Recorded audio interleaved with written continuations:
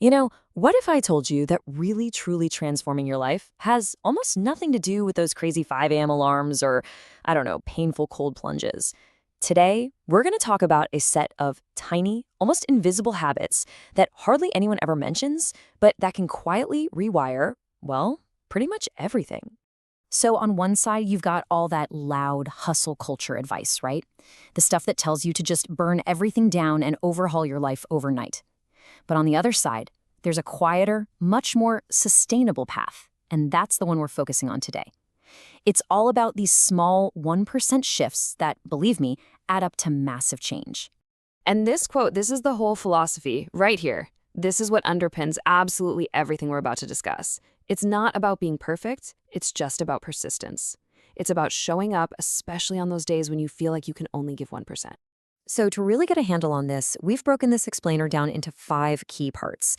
We're going to start by kind of debunking a common myth. Then we'll introduce the single most important rule of the bunch, and from there, we'll dive into specific habits for your mind, your actions, and of course, your relationships. Okay, let's jump right into this first section. Look, the idea that you need to become a completely different person by tomorrow, it's not just intimidating, it's usually a recipe for total failure. I mean, think about New Year's resolutions, right? How many of those huge, ambitious plans actually last beyond January? That go big or go home mentality, it just leads to burnout and, honestly, feeling like you failed. We're here to talk about a much, much better way. All right, now for what might be the foundational principle of this whole thing. The source material actually calls this the hero habit, and you'll see why. It is so simple, but don't let that fool you. Here's the idea. No matter what happens, no matter how awful you feel, how tired you are, you just don't let a day end in a 0. That means 0 pages read, or 0 push-ups, or 0 words written. On your absolute worst days, you just do the bare minimum, whatever it takes, to keep the streak alive. This right here is the enemy. A 0 day breaks the chain. And it's not just about a missed opportunity, it's worse than that. It sends a subconscious signal to your brain that you're no longer the kind of person who does that thing. It lets you off the hook. And this is the logic behind it all, plain and simple. Doing something, literally anything, is infinitely more powerful than doing nothing. That one push-up, that one page you read, that one sentence you write, it keeps you in the game. It matters.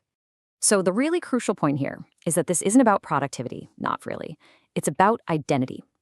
Every single time you avoid a 0, you're casting a vote for being the type of person you want to become. You can't call yourself a writer if you let weeks go by with 0 words written, right? This rule, it protects your new identity. Okay, so let's see how we can apply this kind of thinking to our internal world. These next few habits are all about changing that conversation you're constantly having with yourself.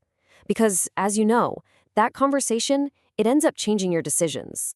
Okay, this is such a fantastic technique for avoiding that short-term gratification that always leads to long-term pain. So next time you're tempted to make a poor choice, like skipping the gym, just ask yourself, and then what? 3 times. Seriously, by the 3rd time you ask it, the real hidden cost of that decision usually becomes painfully obvious. Now, when something goes wrong, this is our default setting, isn't it? We immediately see ourselves as the victim of our circumstances. It's a question that feels natural, but it just keeps us stuck. But what if you just flipped the script entirely? Asking this question, what if this is exactly what I needed? It forces your brain to stop wallowing in the problem and start searching for the opportunity, for the lesson, or for the pivot that's hidden inside that problem. It's such a subtle shift, but it's a profound move from a passive mindset to a very active one.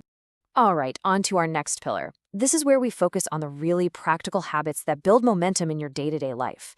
It's all about turning those good intentions into consistent, real-world action. Now, what's so interesting here is the distinction between goals and systems. See, goals are about some future outcome you want, but systems are about the daily process you follow. And here's the key takeaway. You don't rise to the level of your goals. You always fall to the level of your systems. A good system works even on the days you have 0 motivation. And this brings us to the famous 2-minute rule, but with a really important twist. The goal isn't just to do some random task that takes less than 2 minutes. No, the goal is to commit to a new habit for only 2 minutes. So you want to start meditating? Just do it for 2 minutes. You want to exercise? Just 2 minutes. And that is the absolute genius of it. Your brain, it might resist the idea of a 1 hour workout, but it can't really argue with 2 minutes, can it? So this isn't about the progress you make in that time. It's about mastering the art of just starting. Because once you start, momentum often takes over. All right, on to our final pillar. Let's look at how these tiny, quiet habits can dramatically improve our relationships with other people. Because let's be honest, progress isn't just a personal thing, it's also about how we show up for the people around us. These are so simple, but they are so powerful. Just putting your phone face down, it signals to the other person that you are fully present. Using someone's name makes them feel seen. Giving one real specific compliment, it literally rewires your own brain to look for the good in others. And asking a question you're truly curious about, that transforms boring small talk into a real connection. And this right here, this quote just ties everything we've talked about together.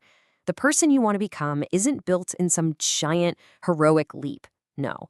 They're built through thousands of tiny votes you cast every single day. The choice to read one more page, to ask one good question, to just put your phone away. So, I'll leave you with this question. Forget about the massive overhaul for a second. Forget the perfect plan. Just think about today, right now. What is the one tiny, almost insignificant vote you can cast for the person you want to become? Because that, right there, that's where the real transformation actually begins.